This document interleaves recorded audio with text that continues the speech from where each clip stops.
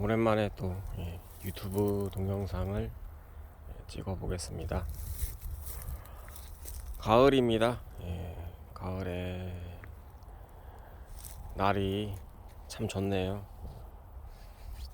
햇빛도 강하지 않고, 그래서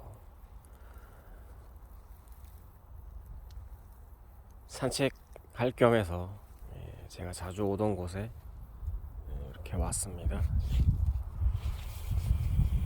늦가을이죠. 이제 11월이니까 뭐 늦가을이라서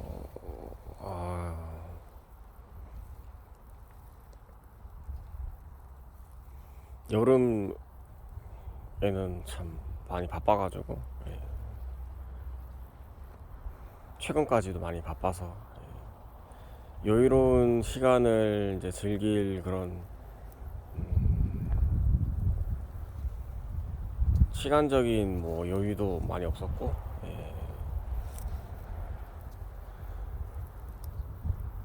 마음의 여유가 없었죠.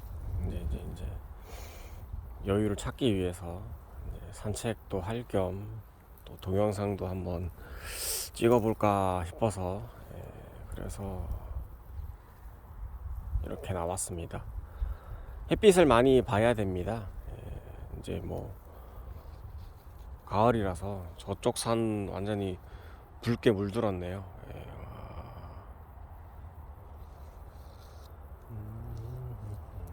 햇빛도 많이 보고 많이 걷고 좋은 공기도 마시고 그래야 되겠죠.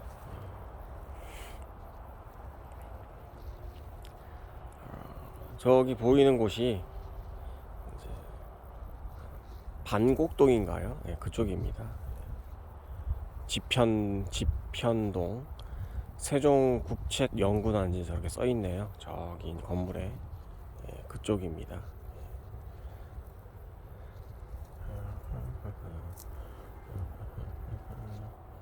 저기 햇무리교예요. 저기 앞에 있는 게 햇무리교. 저기 보면은 국토연구원도 저기 보이네요. 하여튼 이쪽 지역입니다.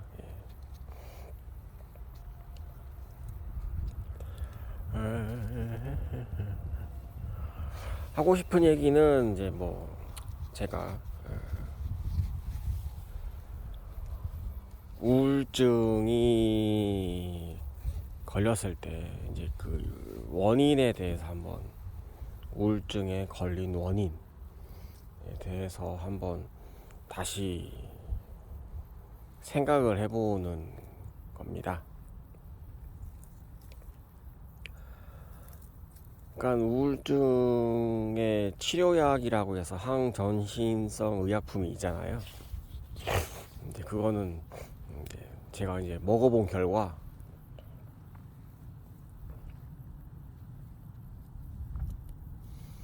그게 치료약은 아니라고 저는 생각을 하고요. 그 이제 그 정신을 통제하는 약이거든요. 뭔 행동을 할 수 없게끔 만드는 그런 약인데, 이제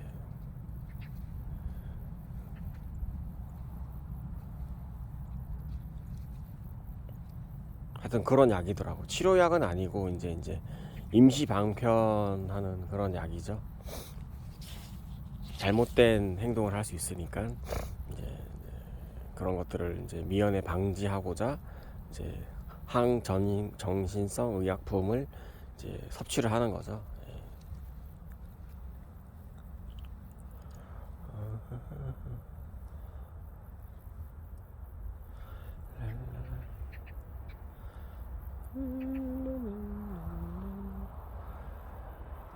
마음가짐을 바꿔야 되는데 마음가짐을 바꿀 수가 없죠. 그게 쉽지가 않죠.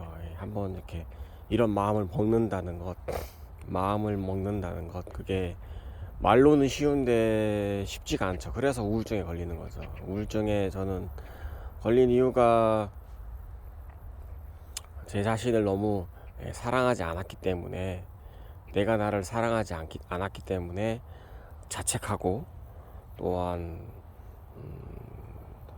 나를 내가 업신여기고, 이제 그런 것들을 계속적으로 이제 반복적으로 생각하다 보면은 이제 자존감도 많이 떨어지게 되죠. 자존감이 이제 바닥을 기게 되면은 다른 사람의 이제 말에 의해서, 다른 사람은 별 의도하지 않고 그냥 보통 그냥 통상적인 말을 하더라도 이제 우울증, 이제 자존감이 낮은 분들은 그걸로 인해서 상처를 받고 더 이제 심리적으로 더 압박을 가지게 되죠. 그러니까는 사회생활을 할 수가 없죠. 사회생활 할 때 보면은 뭐 보통 뭐 농담도 하고 뭐 상대방이 거짓말도 하기도 하고 뭐 본인이 좀 더 좋은 위치에 올라가고 싶어서 이제 남을 업신여기는 말도 하고, 예, 뭐 그런 말들 하잖아요. 그건 뭐 이제 본인이 좀 더 자신의 정신 상태를 유지하기 위해서 그런 말들을 서로 주고받게 되는데, 서로 뭐 항상 좋은 얘기만 할 수 있는 그런 대화도 거의 없죠. 예. 상대방을 위해서 뭐 하는 말도 있지만은 어느 정도는 이제 뭐 본인이 더 중요하잖아요. 본인의 심리 상태가 더 중요하기 때문에 상대방에게 굴욕당하지 않기 위해서 뭐 이제 뭐 이런저런 말들을 하죠. 말이 상당히 쉽게 할 수 있는 거지만 쉽게 상처받을 수 있고, 또 말로 인해서 기쁨을 얻을 수도 있고 말로 인해서 뭐 상처를 받을 수 있고, 그러니까 말이라는 게 굉장히 조심해야 되고, 또 조심하게 말을 해야 되고, 또 상대방을 위한 말을 한다고 해도 상대방이 그 말을 듣고 실제로 좋아할지 기뻐할지 뭐 긍정적인 대답이 나올지 그런 것들을 모를 수도 있다고 볼 수 있죠. 상대방이 어떤 상태인지 모르니까. 예. 상대방이 기쁜 상태면은, 또 자존감이 높은 상태면은 뭐 어떤 말들을 해도 그냥 웃어 넘기는 분들도 많고, 이제 이런저런 사람들이 있는데, 가을 겨울 되면은 사람들이 많이 이제 한 해가 지나가는 것도 있고 뭐 이런저런 것들로 인해서 뭐 약간 이제 우울감이 많이 생기죠. 가을 이제 겨울 햇빛도 많이 못 보게 되고 그러니까. 그래서 뭐 그런 점들이 좀 있죠. 근데 이제 뭐 제가 다시 요지로 들어가서, 제가 우울증에 걸린 원인은 제가 저를 사랑하지 않았죠. 제가 저를 사랑하지 않았고 세월을 그냥 낭비했죠. 세월을 낭비하고, 그렇다고 해서 방탕한 생활을 한 것도 아닌데 그냥 열심히 살았다고 생각을 했는데 이루어놓은 거는 하나도 없고, 다른 친구들은 20대 때 다들 열심히 살아가지고 뭐 기반을 다진다든지 경험을 쌓는다든지 아니면 가정을 꾸린다든지 뭐 그런 식으로 많이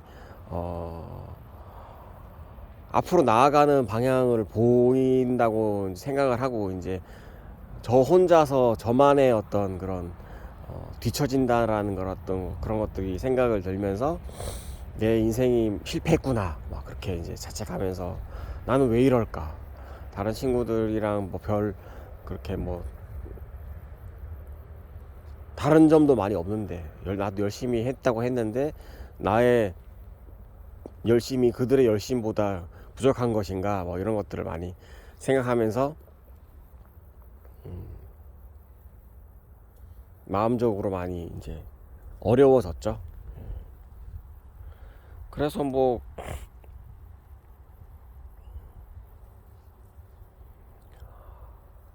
이제 뭔가 하고자 하는 그런 의욕도 많이 떨어지고, 이제 그러다가 우울증을 극복하게 된 것은 저의 마음속에 있던 것들을 조금 바꾸면서 이제 극복하게 된 것이라고 볼 수 있죠. 다른 어떠한 뭐 프로그램이나 뭐 이런 것들이 아니라 시간적인 좀 여유를 두면서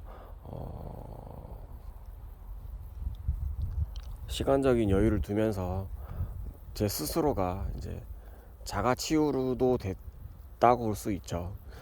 가장 큰 이제 치유하게 된 것들은 뭐 하나님의 사랑을 느꼈다는 거죠. 그전에는 교회를 다니고 또 뭐 예배를 드리고 또 기도도 하고 또 뭐 성경책도 읽고 뭐 그렇게 했지만은 그거는 그거고 내 인생은 내고 나고 막 이제 그런 식으로 생각을 하게 됨으로 인해서 신앙이 올바르게 이제 형성되지 못하고 그 시절까지 이제 가게 된 거죠. 근데 이제 그런 우울증이라는 고난을 통해서 하나님의 사랑을 이제 피부로 와닿게 됐죠. 우울증이 체험 신앙이죠. 저는 우울증으로 인해서 하나님의 사랑을 알게 됐고, 그게 뭐냐면은 이제 나는 나를 사랑하지 않다고 해도 하나님 아버지 예수님은 성령님은 나를 사랑하시는구나, 나보다 나를 더 사랑하시는구나, 그거를 이제 알게 되고 깨닫게 되고, 이제 그것으로 인해서 조금씩 다시금 저의 자존감을 형성하면서 또한 이제 앞으로 나가게 될 수 있던 그런 계기가 된 거죠. 하나님의 사랑을 알게 됐다는 것. 교회 생활을 많이 하고 또 예배도 많이 드리고 했었던 사람인데도 본질적인 근본적인 것으로 들어가게 되었을 때 하나님의 사랑을 내가 실제로 그냥 다른 사람의 얘기, 성경책에 있는 내용들도 그런 얘기들이라고 생각을 했었었죠. 그냥 피부에 와닿지 않은 그런 신앙생활 뭐 이런 것들이었죠. 그냥 뭐 취미 활동, 뭐 여가 생활 이런 것으로도 볼 수 있었었죠. 그러다가 이제 그렇게 이제 1대1로 하나님과 나와의 관계가 회복하게 되고, 그걸로 인해서 이제 삶의 전반적인 부분도 많이 좋아지고, 또한 사회생활도 할 수 있게 되고, 다른 사람과의 유대관계도 가질 수 있게 되고, 하나씩 회복을 했죠. 수복을 했죠. 허물어졌던 것들이 다시금 하나씩 이제 함으로 인해서 기쁨이 생긴 거죠. 예전에는 그런 상황이었었는데 지금은 많이 회복되었구나. 내가 참 감사한 일이다. 하나님의 사랑이다. 그래서 제가 하나님 아버지를 찬양할 수밖에 없고, 또한 예수님을 경배할 수밖에 없는 이유인 거죠. 저의 삶을 제가 잘 알기 때문에 그런 우울증이고 또 저 자신을 많이 학대하고 제 스스로를 너무 등한시하게 되고 그런 사람이었는데, 자포자기한 상황이었죠. 그런 사람이었는데 그 하나님의 사랑을 이제 깨닫게 됨으로 인해서 하루하루가 기쁘죠. 얼마나 기쁩니까? 하루하루 삶이. 다른 사람은 모르지만 제 자신은 저를 잘 알기 때문에 이렇게 여유롭게 또한 세상을 살아갈 수 있다는 것 자체도 참으로 감사한 일이죠. 다시 태어난 것처럼 그런 삶을 살 수 있다는 게 참 감사한 일이죠. 그래서 이제 다른 분들도 뭔가 조금 시련이라는 것도 그것으로 인해서 계기로 인해서 좀 더 나은 방향으로 갈 수 있다는 것들, 항상 좋을 수는 없고 또 항상 나쁠 수도 없고, 그 시기를 잘 견뎌내기만 한다고 하면은 견디는 게 쉽지가 않아요. 그걸 뭐 누가 알아주겠습니까? 본인만 알고 있는 그런 고난이고 시련인데 다른 사람은 몰라요. 본인이 어떤 상태인지 말을 표현을 해도 상대방은 그것을 뭐 반도 이해를 못해요. 그렇기 때문에 본인이 본인을 잘 아는데 또한 또 본인이 어떤 상태인지도 잘 몰라요. 본인이 본인을 완벽하게 파악하고 사는 사람들은 이 세상에 한 명도 없어요. 본인이 어떠한 뭐 다 이해할 수가 없는 부분도 많이 있고, 본인이 전부 이해할 수가 없죠. 예. 그렇게 행동하는 것, 그렇게 말하는 것, 생각하는 것들. 그러나 하나님 아버지께서는 저보다 저를 더 잘 아시고, 이제 저를 위해서 계획된 이제 놀라운 계획이 있죠. 하나님 아버지께서는 저를 위한 놀라운 계획이 있죠. 그 계획은 저는 몰라요. 예. 근데 이제 살아가면서 하나님 아버지께서 함께 하시고, 또한 놀라운 계획을, 어떠한 놀라운 계획이 있는지 제가 이제 찾아가는 거죠. 찾아가면서 또한 삶을 살아가면서 감사하면서 살아가는 것들이 참, 그런 것들이 삶의 목적이나 목표가 될 수도 있죠. 다른 사람들은 살아가는 이유가 뭐 돈을 모은다든지, 아니면 뭐 집을 넓힌다든지, 자녀를 뭐 잘 이렇게 케어한다든지, 뭐 여러 가지 목적이 있잖아요, 살아가면서. 근데 저는 목적이 이끄는 삶, 사람이 목적 없이 살게 되면은 그냥 하루하루가 그냥 무의미하게 보낼 수밖에 없는데, 목적을 세우고 그 목적이 이루어지든 안 이루어지든 이제 목적을 따라서 살아가는 것들이 참, 뭐 바로 현실적으로 눈에 보여지는 것들은 하나도 없을지라도, 그 목표를 가지고 앞으로 하나씩 전진해 가는 것, 그런 것들을 잡고 앞으로 세상을 살아간다면은 뭐 세상 살맛이 나죠. 그것은, 저의 목적은 이런데 하나님 목적은 모르죠, 또. 그래서 그것들을 뭐 알아가는 게 목적이죠. 하나님이 왜 나를 이 세상에 보내셨을까? 내가 왜 이 세상에 태어나서 이런 곳에 살면서, 한국에 태어나서 왜 나는 이곳에 살고 있을까? 하나님께서 나에게 주어 주신 인생의 목표는 무엇일까? 그것을 알아가는 게 저의 목적이죠. 인생 살아가는 게. 저의 인생의 목적은, 다시 얘기하자면은, 하나님께서 이 세상에 저를 태어나게 하셨는데 왜 이 세상에 태어나게 하셨고, 제가 무슨 일을 하면서 살아갈 수 있게끔 그것들을 알아가는 게 목적이죠. 죽을 때까지. 예. 내가 왜 이 세상에 태어나서 이곳에 살면서 하나님 아버지께서는 왜 인생을 살게끔 하셨을까? 이런 삶을 살게 하셨을까? 알아가면서 또 하나님이 원하시는 목적을 제가 따라가는 게 인생의, 그걸 따라가는, 이제 알고자 하는, 하나님의 의도를 알고자 하는 그런 게 인생의 목적이죠. 완벽하게 다 목적을 알 수는 없죠. 딱 이것이다, 뭐 확실하게 알 수는 없죠. 그걸 알아가는 게 인생의 목적이죠.